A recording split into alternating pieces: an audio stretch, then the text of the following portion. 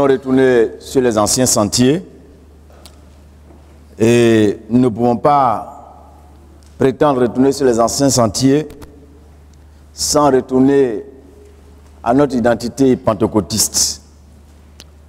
Et c'est ce sur lequel nous allons mettre l'accent ce dimanche et dans les semaines à venir pour ce mois d'avril. Je vous invite par conséquent à ouvrir avec moi la Bible dans les Actes des Apôtres, qui est aussi appelé par certains le livre des Actes du Saint-Esprit. Actes chapitre 1er, à partir verset 1er jusqu'au verset 8. Je vais aussi vous soumettre à noter d'autres passages que je vais énoncer tout à l'heure. Théophile, j'ai parlé dans mon premier livre, parlant de l'évangile de Luc, de tout ce que Jésus a commencé de faire et d'enseigner dès le commencement, jusqu'au jour où il fut enlevé au ciel, après avoir donné ses ordres par le Saint-Esprit aux apôtres qu'il avait choisis. Après qu'il eut souffert, il leur apparut vivant, et leur en donnant plusieurs preuves, se montra à eux pendant 40 jours et parlant des choses qui concernent le royaume de Dieu. Comme il se trouvait avec eux, il leur recommanda de ne pas s'éloigner de Jérusalem, mais d'attendre ce que le Père avait promis. Ce que je vous ai annoncé, leur dit-il, car Jean a baptisé d'eau, mais vous, dans peu de jours, vous serez baptisés du Saint-Esprit. Alors les apôtres réunis lui demandèrent, Seigneur, est-ce en ce temps que tu rétabliras le royaume d'Israël?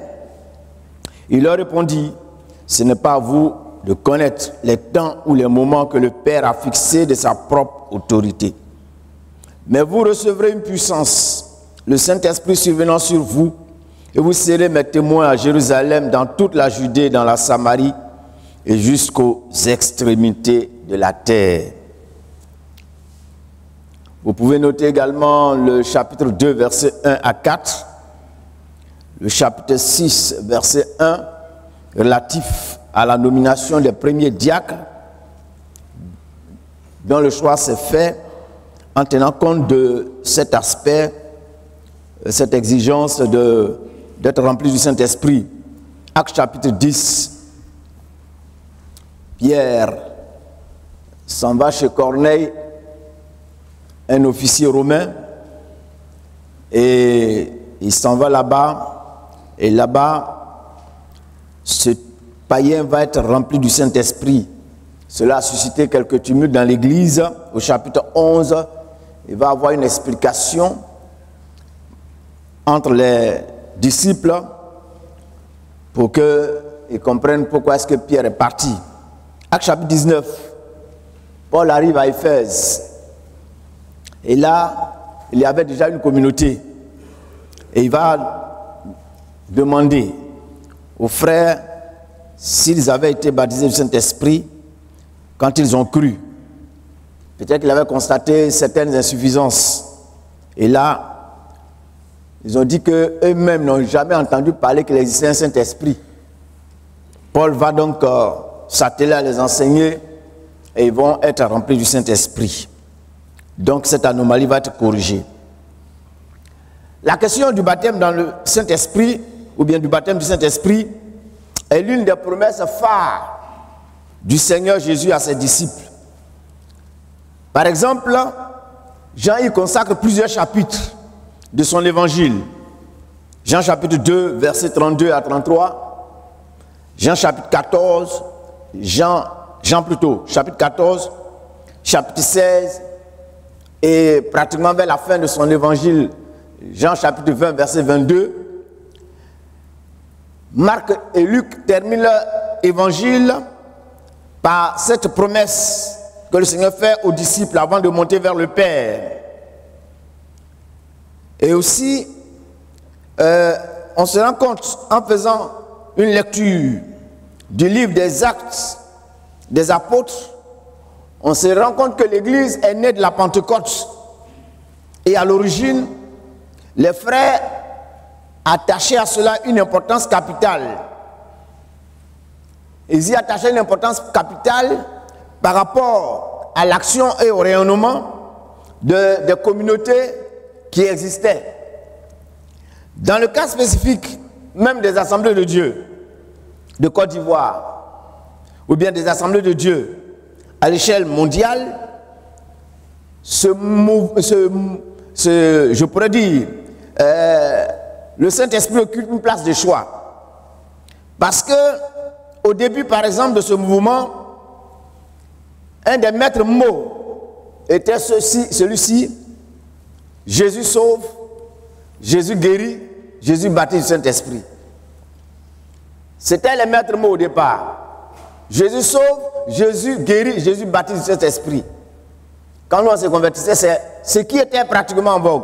On a perdu cette triple, je pourrais dire, comment je peux nommer ça, ce vocable-là. Et maintenant, c'est peut-être d'autres choses qui sont mises en exergue, qui sont mises en avant. Or, si nous voulons retourner à notre identité pentecôtiste, nous devons nécessairement mettre vraiment l'accent, et suffisamment d'accent, sur le baptême du Saint-Esprit. Et nous devons vraiment nous atteler à corriger la chose, parce que aujourd'hui, si ce matin, par exemple, je me mettais à faire un sondage et demandant qui sont ceux qui sont baptisés dans le Saint-Esprit, je n'aurais pas la quasi-totalité. Un grand nombre ne sont pas baptisés dans le Saint-Esprit. Et je vais demander quand même. Qui n'est pas baptisé du Saint-Esprit? Ce n'est pas pour vous vilipender ou bien vous condamner ou vous clouer au pilori. N'ayez pas honte. Levez la main. Levez la main sans peur, sans crainte. Voilà. Baissez la main. Qui sont ceux qui n'ont jamais entendu parler du Saint-Esprit? Qui sont ceux qui n'ont jamais entendu parler du Saint-Esprit? On n'a qu'à lever la main. Bon, au moins on en a entendu parler, mais faire l'expérience, c'est pour le moment du domaine du mystère. Et nous allons essayer de corriger ce mystère-là ce matin. Alléluia. Nous allons corriger ce mystère, parce que c'est une anomalie. Ce n'est pas tout à fait normal que des chrétiens dits pentecôtistes, membres des assemblées de Dieu, ne soient pas remplis du Saint-Esprit. Avant, quand on se convertissait, il y avait chaque lundi, dans l'église que je fréquentais, une réunion dédiée à la recherche et au baptême du Saint-Esprit. Ça existait dans notre assemblée. C'était systématique. On faisait les réunions du soir, par exemple les réunions de jeudi, et on priait aussi pour le baptême du Saint-Esprit. Dans les moments de jeûne et prière, on avait une plage spéciale pour la recherche du baptême dans le Saint-Esprit. On mettait beaucoup l'accent là-dessus. Et c'était vraiment une de nos spécificités au niveau des assemblées de Dieu à cette époque-là. Pour nous permettre de pouvoir voir l'importance du baptême dans le Saint-Esprit, nous allons considérer le cas spécifique des frères et sœurs de l'Église primitive. Le cas spécifique est un cas d'école qui est suffisamment instructif. Cela va nous permettre de tirer les conclusions relatives à l'impact du Saint-Esprit sur leur rayonnement. Quel est l'impact que le Saint-Esprit a eu sur le rayonnement de ses frères et de ses sœurs de cette première église que nous envions tant? Du moins pour ceux qui sont de bons lecteurs du Nouveau Testament, du livre des Actes des Apôtres, on est émerveillé devant ce que ces personnes, dans leur grande majorité, ont été et ce que Dieu a fait avec ces personnes. Cela s'explique par l'action du Saint-Esprit dans la vie de ces personnes, par le rayonnement du Saint-Esprit dans leur vie. C'est ce que nous allons essayer de voir ce matin. Ce que je peux dire, c'est que il est important que nous retournions à notre identité pentecôtiste. Tout à l'heure, l'ancien, dans l'étude biblique, a abordé la question relative à l'identité. Effectivement, l'identité, c'est ce qui fait la particularité d'un individu ou d'un groupe. Donc, en parlant de notre identité pentecôtiste, je vais faire allusion à ce qui fait notre particularité. Ce qui nous caractérise, normalement, en tant qu'Église évangélique Assemblée de Dieu de Côte d'Ivoire. Aujourd'hui, on a comme l'impression que nous sommes en train d'abandonner, je pourrais dire, les manifestations spirituelles du Saint-Esprit aux autres. Alors que nous sommes, je pourrais dire, les dépositaires. Si on veut bien regarder même les trois quarts des mouvements qui naissent aujourd'hui, la plupart des éléments partent des assemblées de Dieu. Nous sommes les pères géniteurs. Quand ils sont là, pour certains points, oui ou non, quand ça ne les plaît plus, ils quittent, ils s'en vont créer pour eux. Et puis on se croise, on est toujours frères. Bon, je ne vais pas mettre l'accent sur ça. Allons-y. Mais revenons à notre identité. Le baptême du Saint-Esprit, une promesse de portée universelle et au bénéfice de l'Église de toutes les générations jusqu'à la consommation des siècles. Et il faut considérer le baptême du Saint-Esprit comme une promesse du Seigneur qui est de portée universelle et qui concerne toutes les générations de chrétiens jusqu'à la consommation des siècles, jusqu'à ce que Christ revienne chercher son Église. C'est ce que la Bible dit. C'est pas moi qui le raconte. C'est pas une affirmation gratuite. Dans Marc 16, verset 17, il est dit: voici les miracles qui accompagneront ceux qui auront cru. En mon nom, ils chasseront les démons, ils parleront de nouvelles langues. Alléluia. Actes chapitre 2, verset 38 à 39. Suite à la première effusion du Saint-Esprit, ça a attiré la foule. Certains disaient que les disciples étaient pleins de vin doux, ils étaient saouls. Et Pierre va prêcher. Et en prêchant, Pierre dit: repentez-vous et que chacun de vous soit baptisé au nom de Jésus-Christ pour le pardon de vos péchés, et vous recevrez le don du Saint-Esprit, car la promesse est pour vous et vos enfants et pour tous ceux qui sont au loin, en aussi grand nombre que le Seigneur notre Dieu les appellera. Alléluia.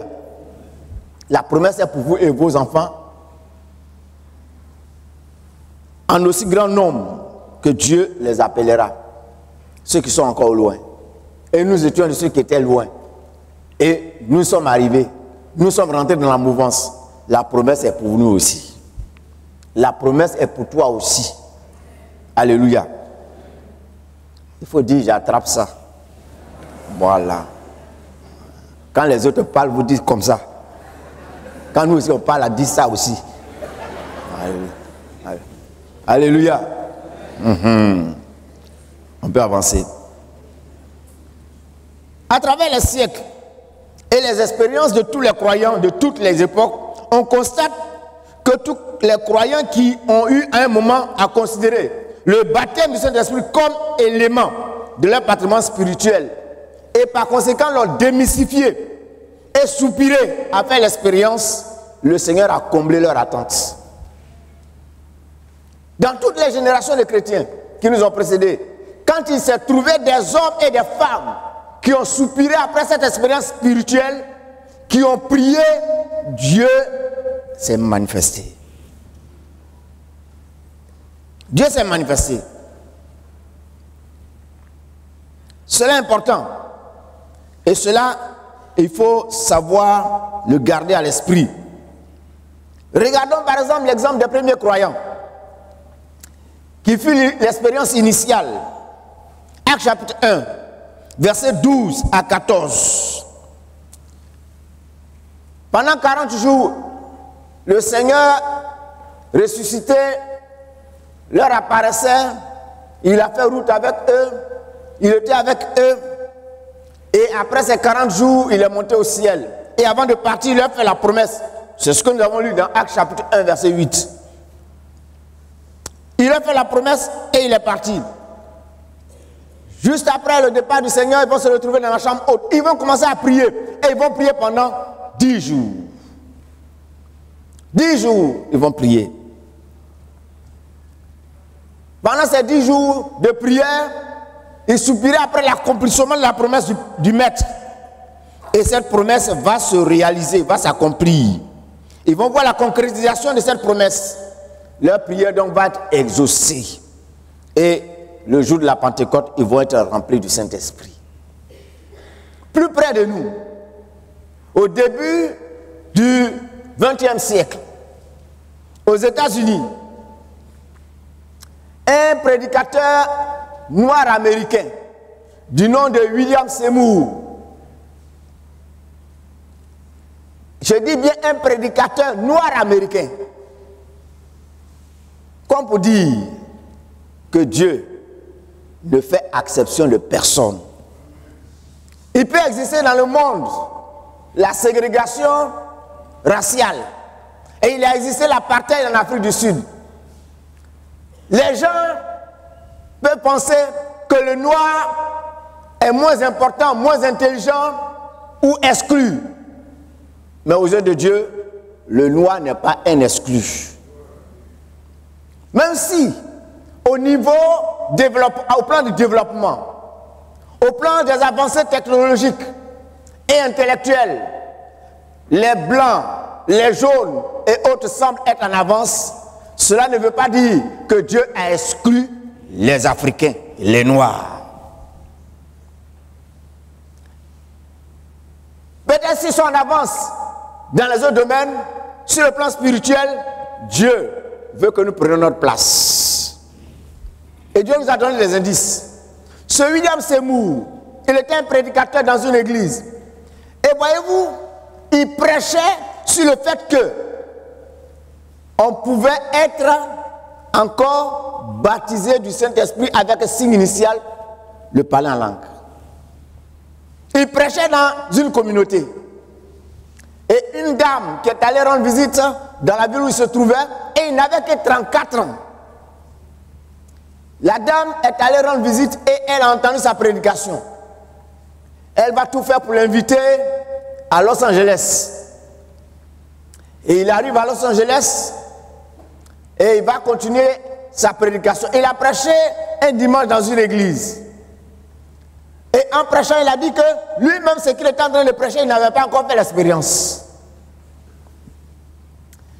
Le culte a fini. Le dimanche d'après, il revient. Les portes de l'église ont été cadenassées. Parce que les responsables de l'église ont trouvé que quelqu'un qui n'a pas encore fait une expérience ne peut pas prêcher une telle idéologie. Ils ont cadenassé la porte, ils ont fermé la porte de l'église. Des frères et des sœurs qui étaient avec lui ce jour-là, qui ont entendu sa prédication, qui, pour certains, étaient encore sceptiques, mais qui voulaient voir si c'était vrai et qui voulaient faire l'expérience, vont le recevoir dans une maison. Et ils vont commencer, il va continuer à prêcher. Pendant 2 mois, du mois de février au mois d'avril, il a prêché. Il prêchait et le thème central, c'était le baptême dans le Saint-Esprit. Personne n'avait encore fait l'expérience, même lui-même. 2 mois. C'est après 2 mois, au mois d'avril, la première personne à faire l'expérience, c'est une femme qui va être baptisée du Saint-Esprit. Quelques jours après, 6 autres personnes vont faire l'expérience du baptême dans le Saint-Esprit.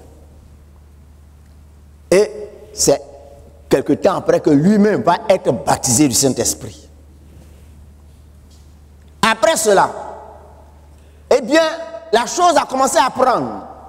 De bouche à oreille, les gens ont commencé à apprendre cela.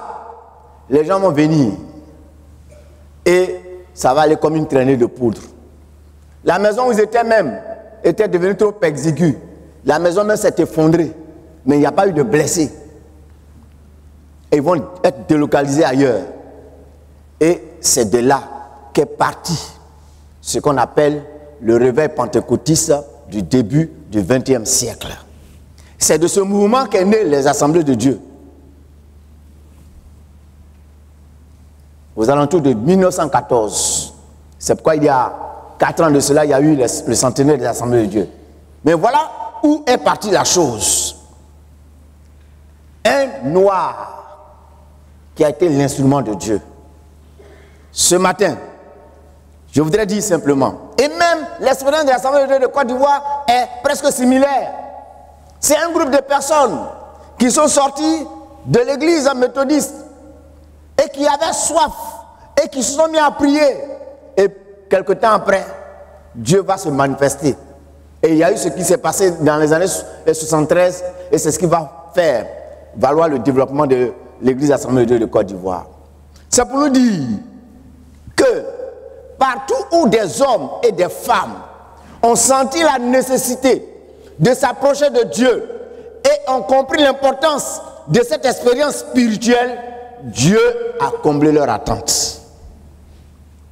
Dieu a comblé leur attente.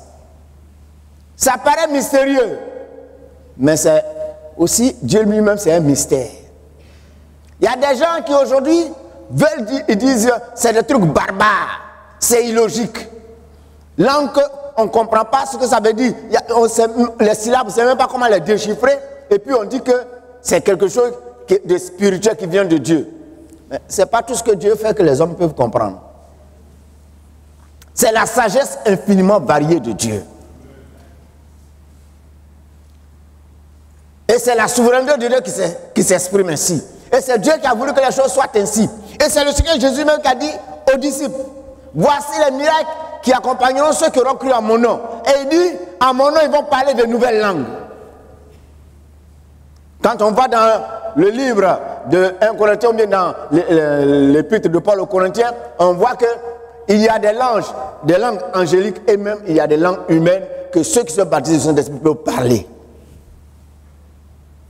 Alors ce qu'il faut savoir, donc, le baptême du Saint-Esprit, ce n'est pas quelque chose qui concernait le temps des apôtres, mais c'est quelque chose qu'on peut dire qui était intemporel et qui va aller dans toutes les générations jusqu'à ce que le temps soit accompli, jusqu'à ce que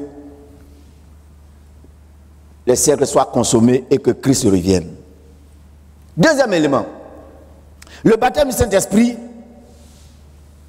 c'est un élément essentiel, un des éléments essentiels d'une foi vivante.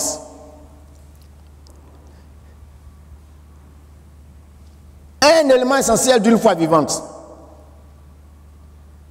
Mais aussi le Saint-Esprit insuffle force et dynamisme aux croyants qui ne se laissent nullement intimider plutôt par la nature des défis à relever. C'est un élément qui donne véritablement aux croyants une foi vivante. Mais aussi ça lui donne une certaine force. C'est pourquoi Jésus a dit dans Acte 1, verset 8, vous recevrez une puissance. Vous recevrez une puissance. Dans le mot puissance, vous avez le mot dynamique. C'est comme un élément avec lequel on fractionne la pierre. C'est une bombe, littéralement, qui peut accomplir de grandes choses, qui peut avoir de grands effets. C'est ce que les gens utilisent, par exemple, pour pouvoir commettre des attentats et autres. Jésus dit, vous allez recevoir une puissance. Parce que le Saint-Esprit insuffle aux croyants une force, une puissance qui lui permet de pouvoir relever tous les défis. Alléluia. Il n'est pas intimidé. Et c'est ce qu'a été les chrétiens du premier siècle, les premiers disciples. Considérons donc ce que nous pouvons dire par là. Quand nous disons que le baptême du Saint-Esprit insuffle une foi vivante, cela mérite explication. Ce que nous devons savoir, c'est que le baptême du Saint-Esprit est effectivement un élément qui contribue au rayonnement du croyant. au bon rayonnement du croyant. Et cet élément qui le rend vivant, qui rend sa foi vivante, c'est le fait que, en fait, je peux dire que j'ai la foi. Comme le dira Jacques dans Jacques 2, verset 26, la foi sans les œuvres, elle est morte. La foi sans les œuvres, elle est morte. Et un élément qui peut permettre à notre foi d'être vraiment vivante, c'est le baptême dans le Saint-Esprit. Et le premier élément qui, lorsqu'on a reçu le Saint-Esprit, va nous permettre vraiment de pouvoir rayonner, c'est que le Saint-Esprit étant lui-même, il est appelé Saint-Esprit. C'est la troisième personne de la Trinité. C'est Dieu lui-même. Jésus l'a dit dans Jean 14. Dans peu de temps, les gens ne me verront pas, mais vous me verrez. Moi et mon Père, nous viendrons à vous. C'est le Saint-Esprit. Et ça veut dire que par le Saint-Esprit, Dieu vient loger et Dieu vient habiter en nous. C'est pourquoi Paul dira dans Éphésiens, vous êtes une habitation de Dieu en esprit. Alléluia. Et si nous avons reçu le Saint-Esprit, eh bien, l'élément par lequel on va se caractériser, un des éléments par lesquels on va se caractériser, c'est le fait que on va être allergique au péché. On va être allergique au péché. Dans 2 Timothée 2, verset 19, il est dit, le Seigneur connaît ceux qui lui appartiennent.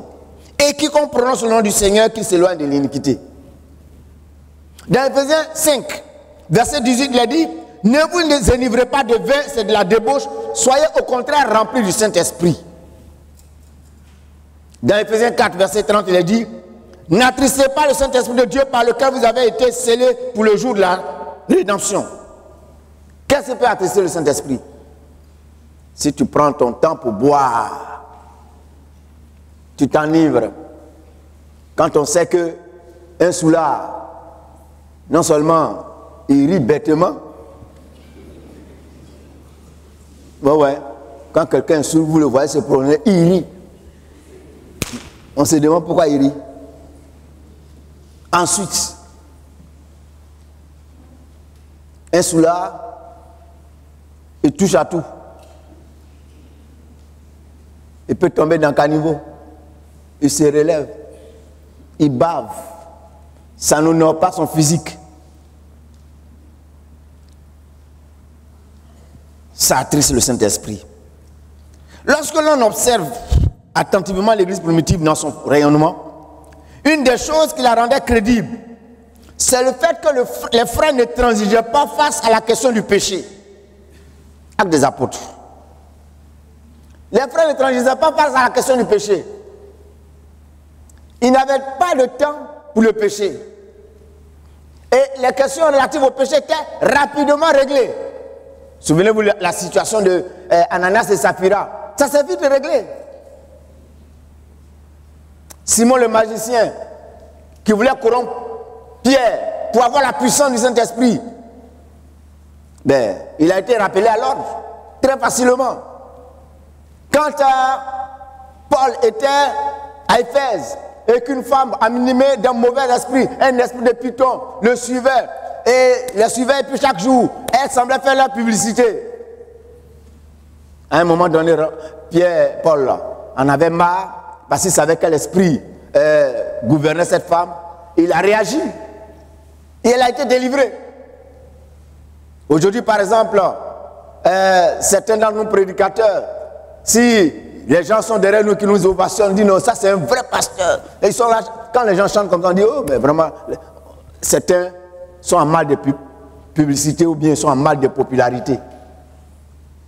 Mais les premiers disciples, ils n'avaient que faire de la publicité ou de la popularité.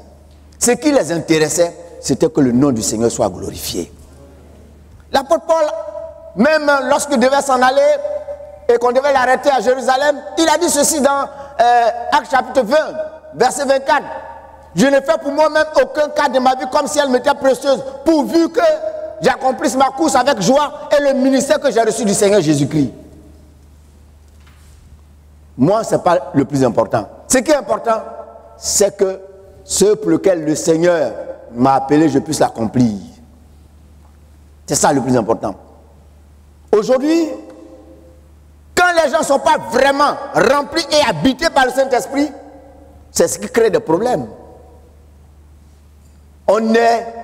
Notre vie pivote autour de notre personnalité. Le centre d'intérêt, c'est nous-mêmes. On est trop important. Et c'est parfois un des problèmes de nos églises. On ne m'a pas considéré. On ne m'a pas fait ceci, cela. Comment j'ai eu ceci, on n'a pas fait ça. Mais dis-moi plutôt, si le Seigneur lui n'a pas fait, c'est ça qui est grave. La Bible dit quoi? Maudit soit l'homme qui se confie en l'homme et qui prend la chair pour son appui. Il est comme un malheureux, un misérable dans le désert.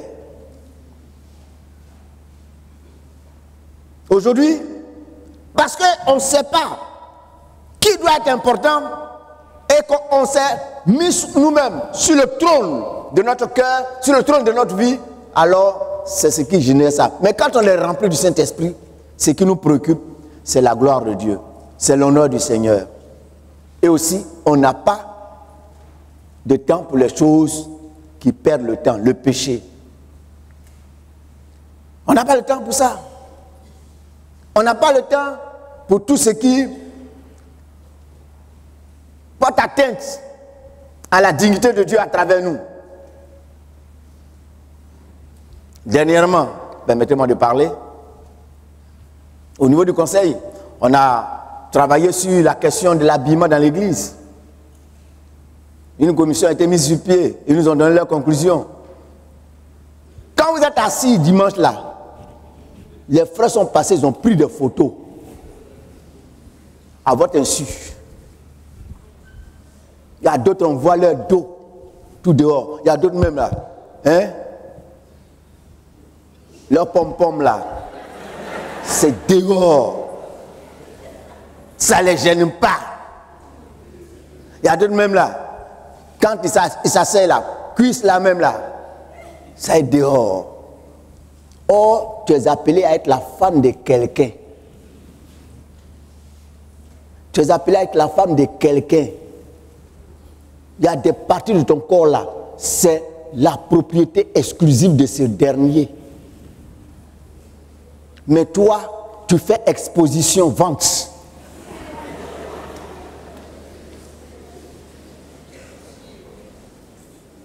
Ou bien, c'est comme si tu es un objet de marketing qu'on place dans une vitrine et puis les gens doivent regarder. Ça ne te gêne pas. Mais quand on est rempli du Saint-Esprit, quand on a le souci d'être en harmonie avec Dieu et de ne pas être en porte-à-faux avec l'image de Dieu en nous, quand on s'habille soi-même, on regarde comment Dieu peut me regarder avec ça, comment Dieu peut me voir avec ça. À l'époque, quand le mouvement était encore vivant, on n'avait pas besoin de dire à un chrétien ou à une chrétienne, on ne s'habille pas comme ça. Quand tu arrives, tu vois, tu te mets dans les rangs. Aujourd'hui même, si tu te trompes, à dire à une soeur, à l'entrée du temple, ma soeur, tel que tu es habillé là, elle va t'insulter proprement. Les frères et les soeurs, vous les insultez. Ils me rapportent ça. Je suis au courant. Il y en a qui disent, et ça fait quoi? C'est moi qui t'ai habillé.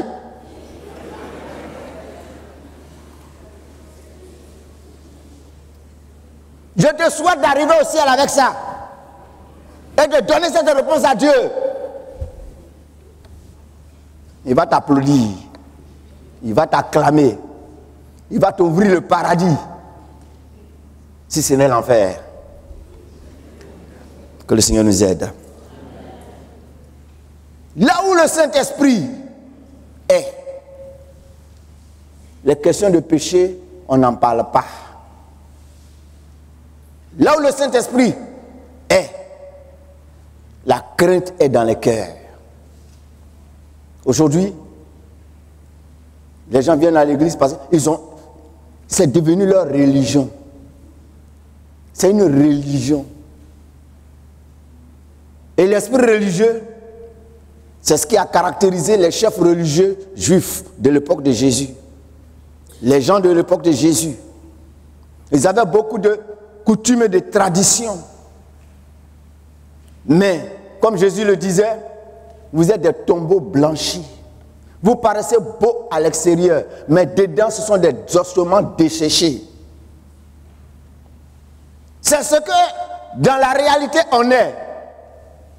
Est-ce que, normalement, une église dite pentecôtiste, on devrait parler de la question d'homosexualité dedans?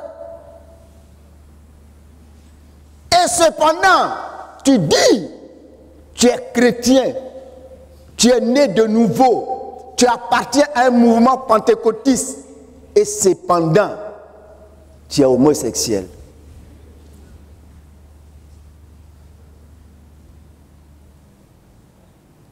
Est-ce que tu lis la Bible?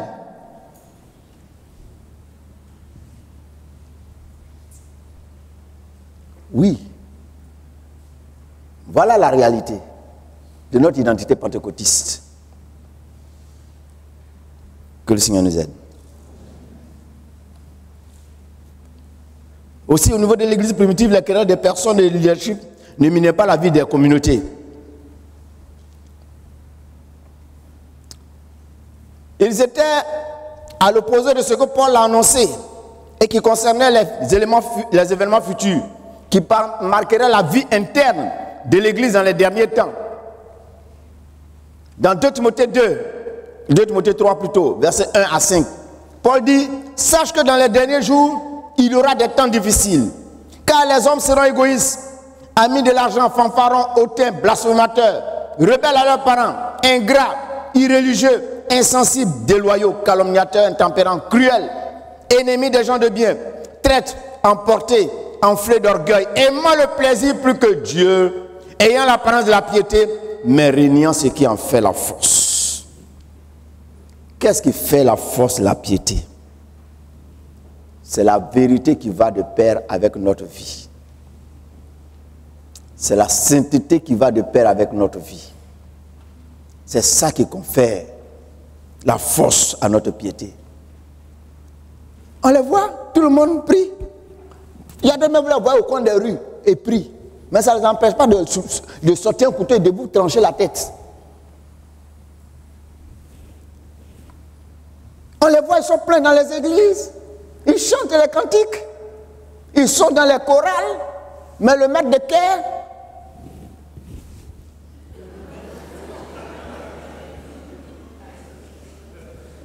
il mitraille tout le monde. Ils sont dans les chorales. Ils sont dans des ensembles vocaux, musicaux. Mais entre eux là, ils sont dans le copinage, dans le désordre. Dans le désordre. Il finit avec Pierrette, il attaque Paulette. Il a fini avec Paulette, il attaque Marie-Jeanne. Après Marie-Jeanne, c'est Madeleine. Après Madeleine, Jacqueline. Après Jacques, c'est Paul. Après Paul, Jean, Pierre, et puis ainsi de suite. Et cependant, quand ils se rassemblent dans l'église, alléluia, gloire à Dieu, alléluia. Yeah.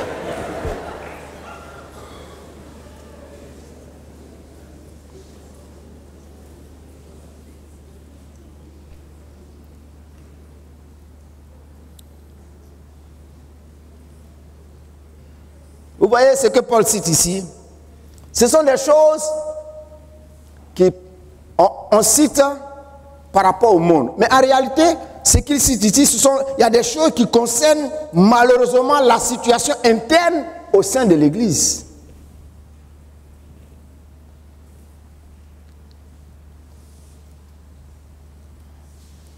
Retenons que ce qui confère à la piété et à la foi, son authenticité et sa force, c'est la vie vécue dans la vérité par celui qui la professe.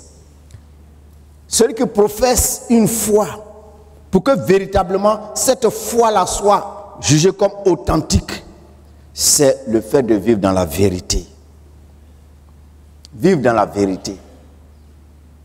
Aujourd'hui, beaucoup de chrétiens portent des masques. Beaucoup de chrétiens portent des masques. Comme Moïse a été un prophète masqué à un moment donné. par la faute d'Israël. Quand il est monté vers Dieu, la gloire de Dieu était sur lui. Quand il est descendu, ils ont dit non. Il faut cacher ton visage parce que tu nous fais peur. Alors Moïse s'est masqué pour leur parler. Que le Seigneur nous aide.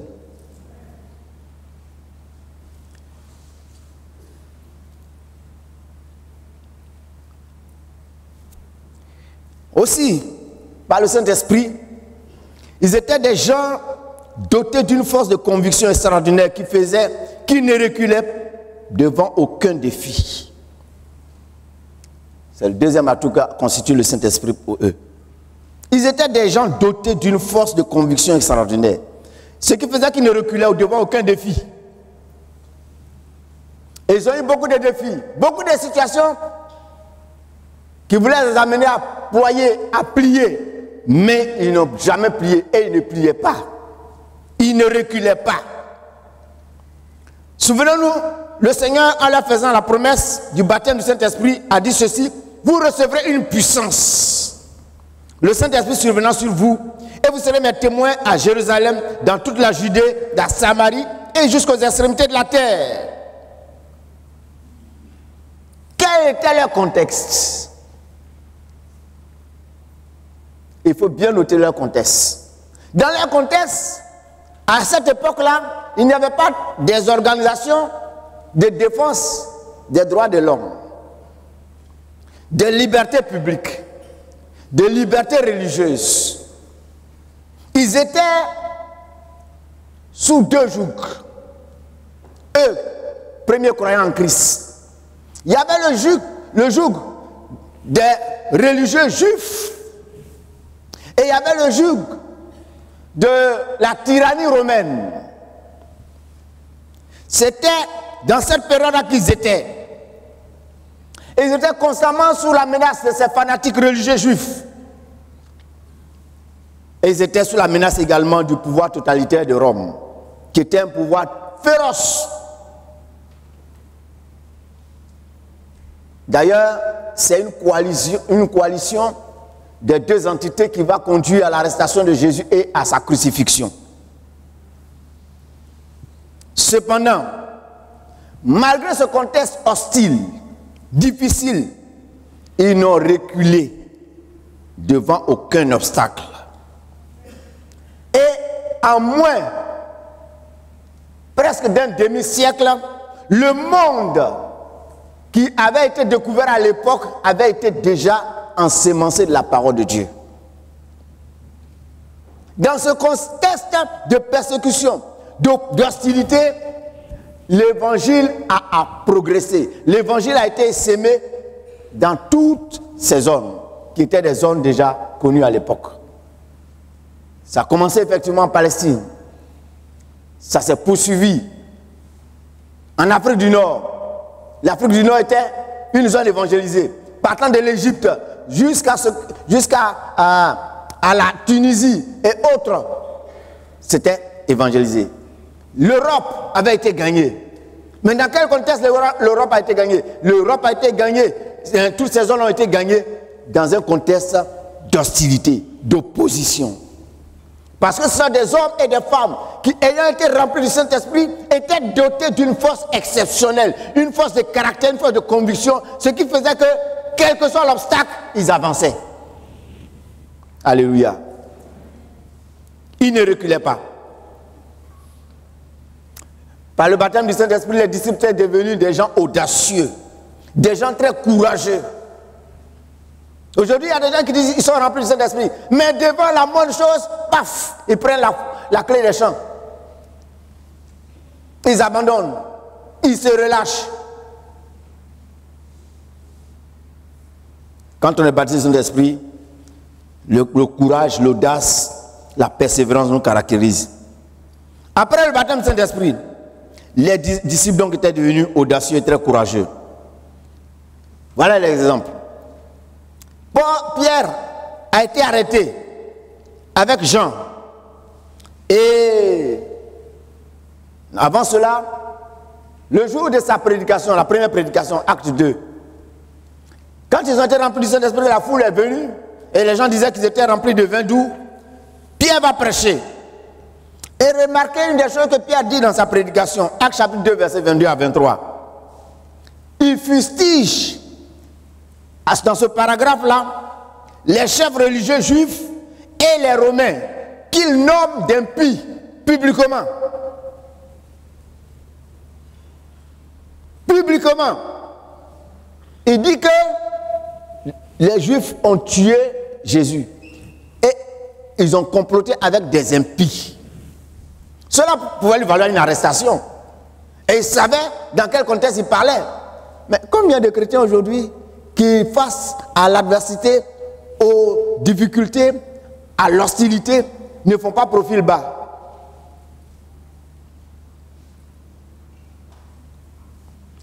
Pierre et Jean vont être arrêtés, conduits devant le Sanhédrin, le tribunal religieux juif. C'est les mêmes qui ont crucifié Jésus.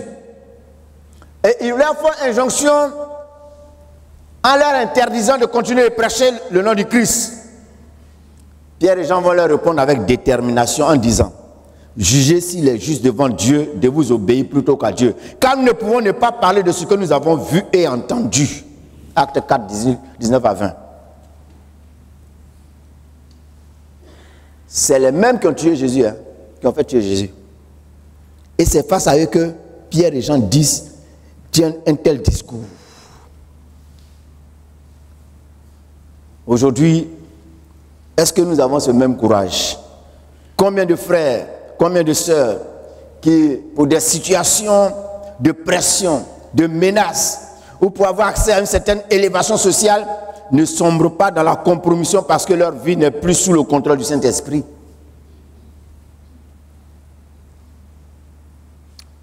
On est là ce matin, je sais qu'il y a des gens qui ont mal à partir avec leur conscience. Parce qu'ils sont dans la compromission. Ils n'ont pas été capables de regarder certaines personnes en face pour leur dire: je n'entre pas dans ton jeu. Ça ne me ressemble pas. Que ce qui doit advenir advienne. Mais moi, je suis un enfant de Dieu. Je ne ferai pas ça. Combien qui peuvent le dire? Combien qui le font aujourd'hui? Combien qui ont ce courage?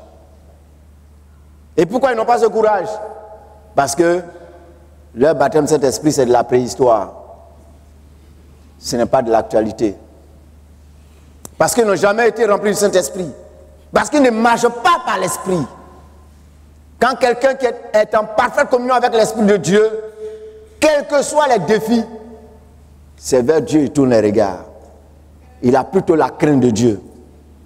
Et il sait que Dieu a le pouvoir d'inverser toutes les situations. Et Dieu a l'autorité, le contrôle de toutes les situations. Et il sait que quand un défi lui est lancé, ce n'est pas à lui que le défi est lancé, mais c'est à Dieu que le défi est lancé.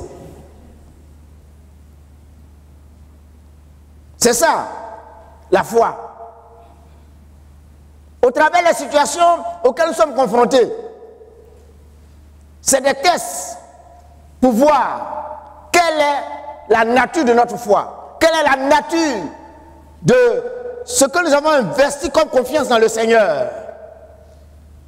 C'est l'occasion pour nous de montrer aux gens ce que nous pensons que Dieu est capable de faire avec nous. Si nous pensons que Dieu est limité, nous allons avoir une réponse biaisée. Mais si nous pensons que Dieu est capable de tout, nous aurons le courage d'affirmer haut et fort que nous ne tombons pas dans ces choses-là et que nous faisons confiance au Seigneur. C'est ça le plus important. Parlant des premiers disciples, ils ont affronté différents types de défis en recourant à différents types de méthodes et d'arguments spirituels. En Actes chapitre 5, pratiquement tous les apôtres ont été jetés dans la prison publique par les chefs religieux jaloux. Et cette fois, le Seigneur, par un ange, les délivre miraculeusement pendant la nuit et leur ordonne d'aller dans le temple pour prêcher la bonne nouvelle.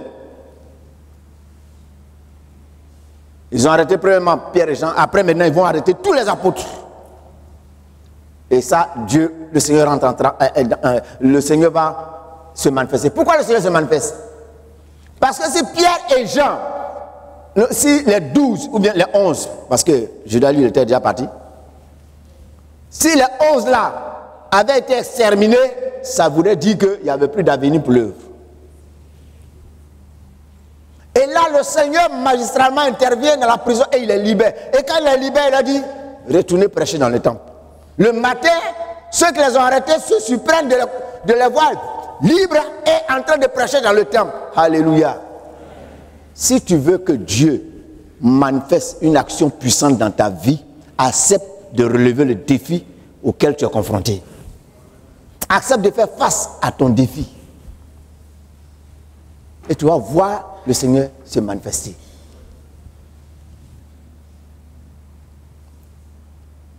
Ils sont ramenés devant le Sanhédrin.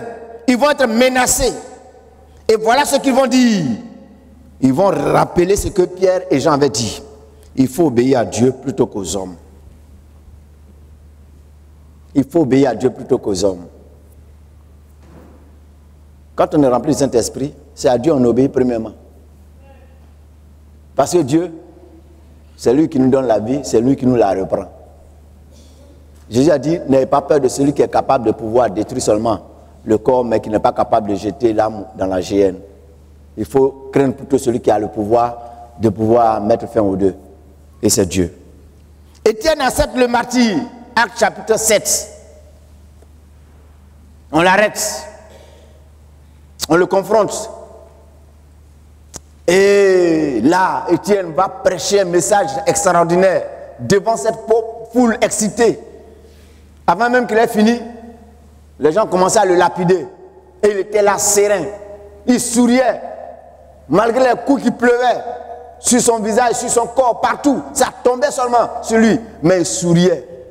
Et il va avoir la force par le Saint-Esprit de dire, je vois le Seigneur assis à la droite. Il voit le Seigneur assis sur son trône. Et il va demander à Dieu de ne pas leur imputer ce péché. Et il va mourir, non pas misérablement, non pas en gémissant, mais il va mourir avec le sourire aux lèvres. Alléluia.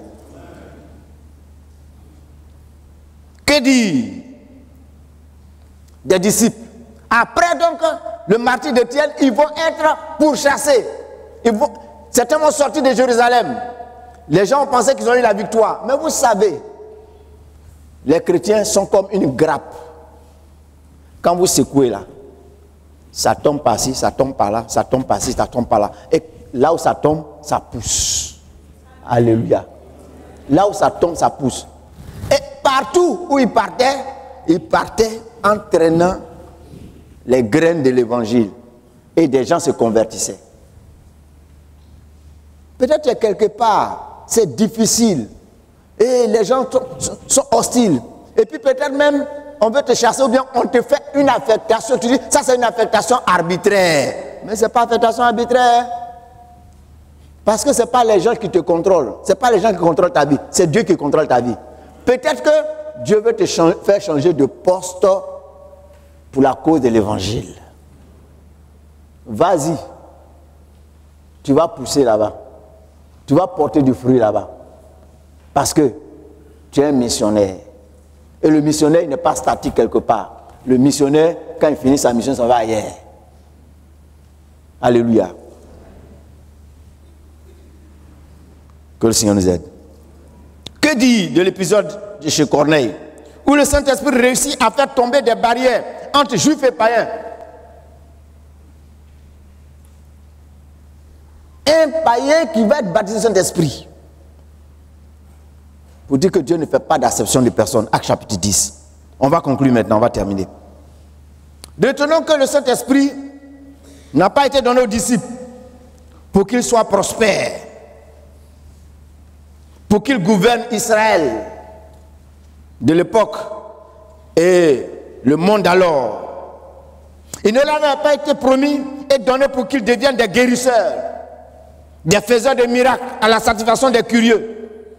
Il ne leur avait pas été promis et donné pour qu'ils deviennent des gourous dictant aux autres ce que eux seuls, les 11, plus les 109 autres qui étaient dans la chambre haute, avaient expérimenté.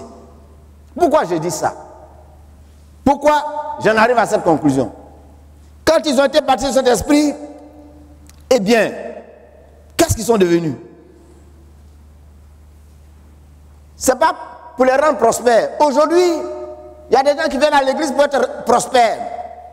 Ils veulent être prospères. Il faut que je sois prospère.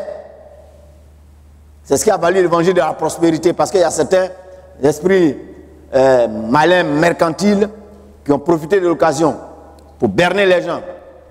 On ne sera pas tous milliardaires sur la terre. On ne sera pas tous des gens à l'abri du besoin sur la terre. Certains d'entre nous mourront dans l'indigence. Est-ce que Lazare, qui mangeait à la table, et qui mangeait ce qui tombait de la table du riche, il est mort riche? Il est mort malheureux, misérable. Mais cependant, il est entré dans la gloire parce qu'il avait la crainte de Dieu. Alléluia. Ce que nous devons tout faire pour préserver, la condition que nous devons chercher à sauvegarder et amplifier, c'est notre condition sur le plan spirituel. Le pasteur l'a dit la dernière fois. Tout ce qu'on peut avoir comme autre élément matériel, c'est des acomptes.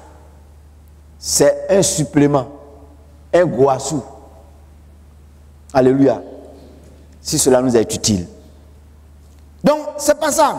Et il ne leur a pas été donné pour qu'ils gouvernent le monde, ou bien pour qu'ils deviennent des guérisseurs ou des gourous, des gens qui eux seuls sont là pour pouvoir être les détenteurs des révélations de Dieu et les communiquer. Méfiez-vous, frères. Méfiez-vous, sœurs. Vous qui avez des gourous. Parce que on est dans l'église, il y a des gens qui ont leur féticheur spirituel dans certains endroits. Ils ne vous connaissent pas. Il y a des gens qui sont dans une situation, ils ne viennent pas partager avec nous autres. Hein. On est trop ordinaires à leurs yeux. C'est des gens qui ne les connaissent pas. Nous, on vous connaît. Hein. Moi, je vous connais. Je vous connais. Je connais votre histoire.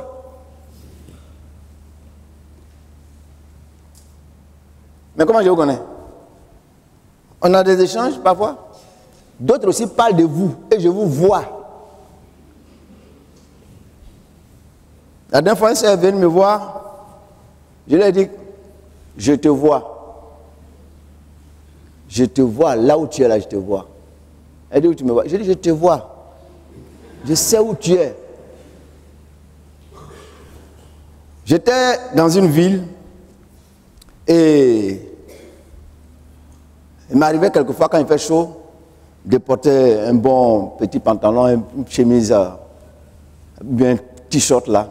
Et puis je marche, je prends de l'air. Et à la faveur de la pénombre, je suis là, je marche. Et je vois des chrétiens et des chrétiennes. Certains dans une posture, façon.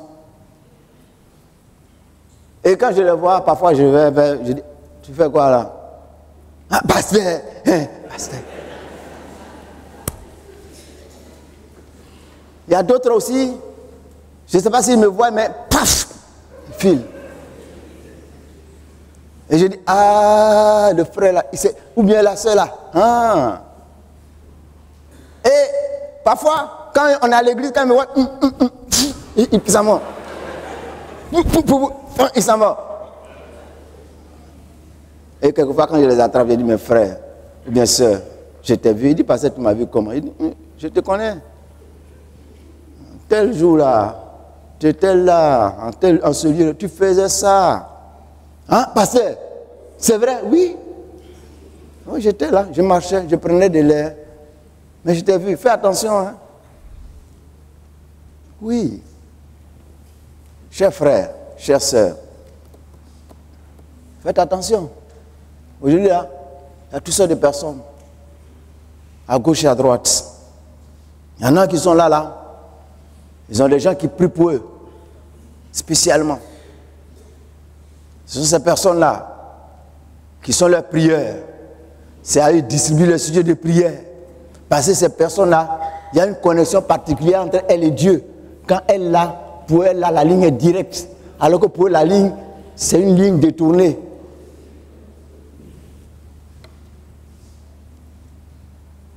Jésus est le médiateur entre Dieu et les hommes. Jésus a dit, ce que vous demanderez à mon nom, croyez que vous l'avez et vous le verrez s'accomplir. Demandez et vous recevrez. Vous aussi, vous êtes disciples du Christ. Cela est important de le relever, parce que nous sommes dans un contexte qui est vraiment bizarre. Mais retenons que le Saint-Esprit leur avait été donné comme équipement en vue du témoignage, c'est-à-dire un équipement pour le service de Dieu. Vous recevrez une puissance et vous serez mes témoins. Tous sans exception. Pierre confirme le fait que cette promesse est pour tous les croyants en Christ de toutes les générations. Actes chapitre 2, versets 38 à 39. Repentez-vous et que chacun de vous soit baptisé au nom de Jésus-Christ pour le pardon de vos péchés et vous recevrez le don du Saint-Esprit, car la promesse est pour vous et pour vos enfants et pour tous ceux qui sont au loin, en aussi grand nombre que le Seigneur notre Dieu les appellera. La promesse est pour vous. Voilà pourquoi quand quelqu'un se donne au Seigneur et qu'il veut œuvrer dans un département, on demande de savoir si la personne est baptisée du Saint-Esprit. C'est important. Parce qu'on ne sert pas le Seigneur avec notre propre force. Et le Seigneur savait que si les disciples n'étaient pas remplis du Saint-Esprit, ça allait être catastrophique. Des gens comme Pierre, qui ont été capables de le renier 3 fois devant une servante et devant des serviteurs. Des gens comme Pierre, qui pour se défendre, se croient obligés de prendre une épée pour couper l'oreille des gens. C'est pourquoi parfois dans certaines églises, il y a des gens qui font palabre, parce que le Saint-Esprit n'est plus là. Palabre, coup de poing même. Je sais de quoi je parle. J'ai été président des régions. Des gens se sont permis le luxe de fermer une église. Un dimanche matin, ils ont fermé l'église, ils ont pris la clé. Parce qu'ils étaient fâchés. On m'a appelé pour me donner l'information. Le dimanche suivant, on s'est rendu en délégation. On est arrivé là-bas. Ils étaient assis. C'est des camps.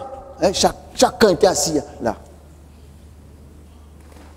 Et on a fait le culte. On a prêché la parole de Dieu pour pouvoir permettre aux gens de comprendre que l'église, c'est l'église de Dieu. On ne doit pas faire certaines choses. Mais nous-mêmes, on a failli être lynchés avant de partir de l'église. Pourquoi ? Parce que Saint-Esprit n'était plus là. C'est la chair. C'est la chair. Les gens étaient là pour occuper des postes, pour occuper des territoires. Les gens étaient là pour leur, je pourrais dire, je ne sais pas, pour des intérêts autres que ceux du Seigneur. C'était la guerre. Mais Dieu donne son esprit pour qu'on puisse le servir. Et le servir de la bonne manière. Le Seigneur nous donne son esprit pour qu'il y ait cette dynamique-là dans notre vie. Oui, il y a cette dynamique-là dans notre vie. Et c'est par le Saint-Esprit qu'on peut servir le Seigneur avec force et dynamisme. Nous autres, nous rasions les murs. On avait peur de la foule. Même pour aller à l'église, je pouvais, en entrant dans la cour de l'église, s'il y avait des frères qui étaient attroupés sur le hangar là-bas, j'avais du mal à avancer. Il fallait que je trouve un raccourci pour m'asseoir quelque part là, en attendant que la réunion ne commence. Et puis, le Seigneur m'a exposé en m'appelant lui. J'ai tremblé, et j'ai tremblé de tout mon long. J'avais peur. J'étais craintif. Mais aujourd'hui, je suis la victime du Seigneur. Et je suis devant vous, exposé. C'est pas vrai? Et on pense que lui là, il est fort. Il n'y a rien à moi. Il n'y a rien à moi. Mais c'est le Seigneur qui m'aide à me débrouiller. C'est par sa grâce que je suis ce que je suis. Et je voudrais dire à chacun, à celui qui est là, qui a mal de confiance en lui-même, qui a panne de confiance en lui-même, et qui se regardant son arrière-plan, regardant son niveau intellectuel, spirituel et autres, se dit non, moi je ne peux pas. Si Dieu peut avec toi, et Dieu veut faire équipe avec toi. Seulement, ce matin, jette-toi entre les mains du Seigneur. Livre-toi entre les mains de son esprit. Et tu verras plus tard ce que ta vie deviendra. Tu verras que tu auras changé. Tu verras et tu seras étonné par ce que le Seigneur va faire avec toi. Prions le Seigneur. Notre Dieu, notre Père, merci de ce que ce matin, il t'a plu de nous parler ainsi. Il t'a plu de nous instruire, de nous enseigner ces choses, de nous rappeler ces choses. Nous te bénissons parce que, Seigneur, si des hommes comme Pierre, Paul, Jean, Jacques et les autres sont entrés par la grande porte dans la postérité des hommes exceptionnels, des hommes de foi, des hommes qui ont réussi leur parcours avec toi, c'est parce que un jour, ils se sont immobilisés devant toi et ils t'ont permis véritablement de t'investir en eux par le Saint-Esprit. Ils ont été remplis du Saint-Esprit et leur vie a été contrôlée de bout en bout par le Saint-Esprit. C'est ce qui t'a permis de faire équipe avec eux pour réaliser de grandes et belles choses. Que ton nom soit loué, que ton nom soit exalté, que ton nom soit magnifié. Merci pour ces choses que tu nous rappelles. Sois béni et loué au nom de Jésus. Amen.